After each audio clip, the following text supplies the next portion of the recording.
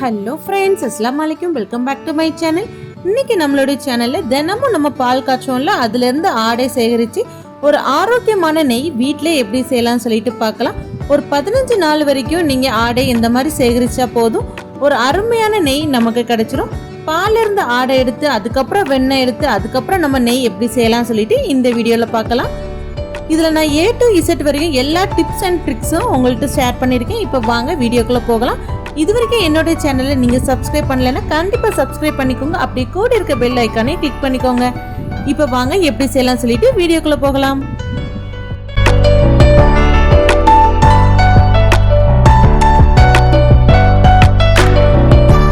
இப்போ எப்படி செய்யலாம் சொல்லி பார்க்கலாம். அதுக்கு ஒரு பாத்திரத்தில் பாலை நம்ம காய்ச்சி எடுத்துடலாம். தினமும் நீங்கள் எவ்வளோ பால் காய்ச்சுவீங்களோ அதே மாதிரி காய்ச்சி எடுத்துக்கோங்க. நான் இன்னைக்கு 1 லிட்டர் வரைக்கும் பாலை நல்லா காய்ச்சி எடுக்க போகிறேன். இப்போ பால் எல்லாம் நல்லா பொங்கியாச்சு. இப்போ ஸ்டவ் ஆஃப் பண்ணிடுங்க. ஒரு கொதி போதும். இப்போ இது நல்லா ஆறுனது நம்ம இதுலேருந்து ஆடை எடுத்துடலாம். உங்களுக்கு நல்ல கட்டியான ஆடை வேணும்னா நீங்கள் பால் காய்ச்சினதும் ஃப்ரிட்ஜில் வச்சுட்டு நீங்கள் எடுத்தீங்கன்னா உங்களுக்கு இதே மாதிரி நல்ல கட்டியான ஆடை கிடைக்கும். அப்போ உங்களுக்கு சீக்கிரமாக நீங்கள் நெய் எடுத்துடலாம். ஒரு 15 நாள்லேயே உங்களுக்கு நிறைய ஆடை கிடைச்சிரும். பாருங்க எவ்வளோ கட்டியாக இருக்குது நமக்கு ஆடை எல்லாம். இந்த அளவுக்கு நல்ல கட்டியாக கிடைக்கும் உங்களுக்கு. அதனால நீங்கள் கண்டிப்பாக ஃப்ரிட்ஜில் வச்சு நீங்கள் எடுத்தீங்கன்னா உங்களுக்கு கரெக்டாக இருக்கும். இப்படியே நீங்கள் பாலை காய்ச்சி ஃப்ரிட்ஜில் வச்சிங்கன்னா இதே மாதிரி ஆடை உங்களுக்கு நல்ல கட்டியாக கிடைச்சி சீக்கிரமாக நம்ம நெய் செஞ்சிடலாம்.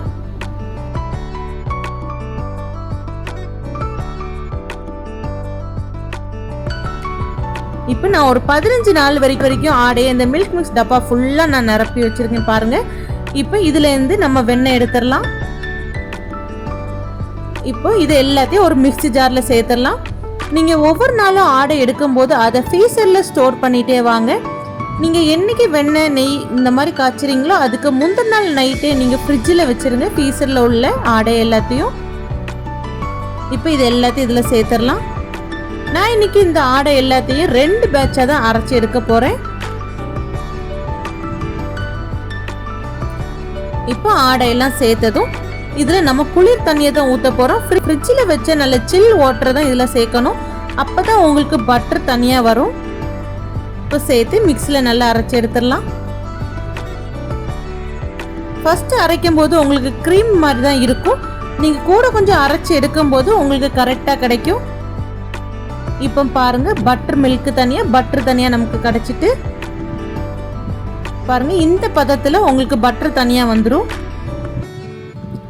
இப்போ இது எல்லாத்தையும் ஒரு பாத்திரத்தில் நம்ம மாத்திரலாம்.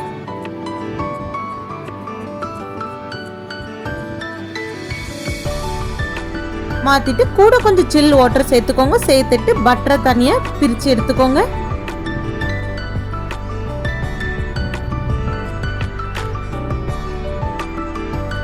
இப்போ இந்த பட்டரை மறுபடியும் ஒரு சில் வாட்டரில் சேர்த்துடலாம். இப்போ 2வது பேட்ச் ஆடையும் நம்ம வச்சு எடுத்துடலாம். இப்போ 2வது பேட்ச் பட்டரும் நமக்கு கிடைச்சிருச்சு. இதையும் சேர்த்து நல்லா வாஷ் பண்ணி எடுத்துக்கோங்க. அதில் பட்டர் மில்க்லாம் நிறைய இருக்கும். அதனால அதெல்லாம் போகிற வரைக்கும் நல்லா பிசைஞ்சு நல்லா வாஷ் பண்ணி விட்டுக்கோங்க. நல்லா வாஷ் பண்ணிட்டு இந்த மாதிரி அமுக்கி விட்டுக்கோங்க. மறுபடியும் இதை ஒரு சில் வாட்டரில் வாஷ் பண்ணி எடுத்துடலாம். இதே மாதிரி 2-3 டைம் நீங்கள் நல்லா வாஷ் பண்ணி எடுத்தீங்கன்னா அதில் உள்ள பட்டர் மில்க் எல்லாம் தனியாக உங்களுக்கு போயிடும்.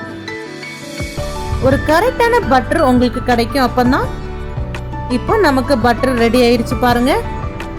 நீங்கள் பட்டரை யூஸ் பண்ணாதான் இருந்தால் இதை நீங்கள் ஃப்ரிட்ஜில் ஸ்டோர் பண்ணி வச்சா போதும். பட்டர் உங்களுக்கு தேவைப்படும் போது நீங்கள் அப்படி யூஸ் பண்ணிக்கலாம். இப்போ நம்ம நெய் காய்ச்சறனால அதே பட்டரை இப்போ இந்த பேனில் சேர்த்துடலாம். பேனை நல்லா ஹீட் பண்ணி எடுத்துக்கோங்க. பேனில் சேர்த்துடலாம். அடுப்பு எப்பவுமே லோவில் தான் இருக்கணும். லோவில் வச்சு நீங்கள் நல்லா உருக்கி விட்டுக்கோங்க.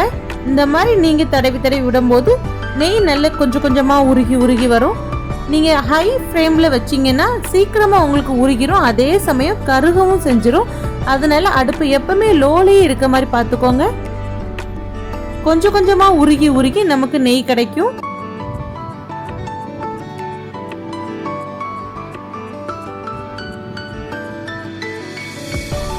நீங்க கடையில நெய் வாங்குறதை விட இந்த மாதிரி தினமும் நீங்க ஆடையை சேர்த்து வச்சாலே போதும், உங்களுக்கு ஒரு அருமையான நெய் வீட்டிலே கிடைச்சிரும். இப்போ பட்டர் எல்லாம் உருகி நல்ல பொங்கி வருது பாருங்க.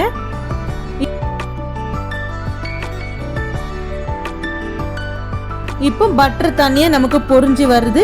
இந்த டைம்ல நம்ம நெய்யை முறிய வைக்கிறதுக்கு முருங்கை இலை நம்ம சேர்க்க போறோம். நான் ஒரு அளவு முருங்கை இலையை இதுல சேர்க்கிறேன். சேர்த்து நல்லா முறிய விட்டுறலாம். முருங்கை இலைக்கு பதில் நீங்க கருவேப்பிலை வரைக்கும் சேர்த்துக்கலாம். இப்போ முருங்கை எல்லாம் நல்லா பொரிஞ்சாச்சு பாருங்க. இப்போ இதை ஒரு வடிகட்டியில நம்ம சேர்த்துடலாம்.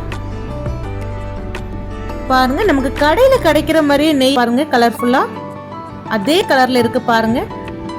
லைட்டா பொரிஞ்சதும் அடுப்பை ஆஃப் பண்ணிருங்க, இல்லைன்னா அது கருகிரும். இப்போ இது எல்லாத்தையும் நல்லா வடிகட்டி எடுத்துடலாம்.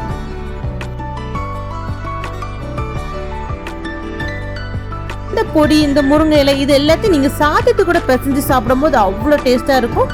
இது தனியா நீங்க எடுத்து வச்சுக்கோங்க. இப்போ நமக்கு நெய் ரெடி ஆயிடுச்சு பாருங்க. இருக்கட்டு, நீங்க நெய் காய்ச்சி வைக்கிறதா இருந்தா நாளைக்கு அதை இது அப்படியே இருக்கட்டு. நெய் நமக்கு நல்ல திக்காயி இப்ப பாருங்க நெய் நமக்கு எவ்வளவு சூப்பரா கிடைச்சிருக்கு.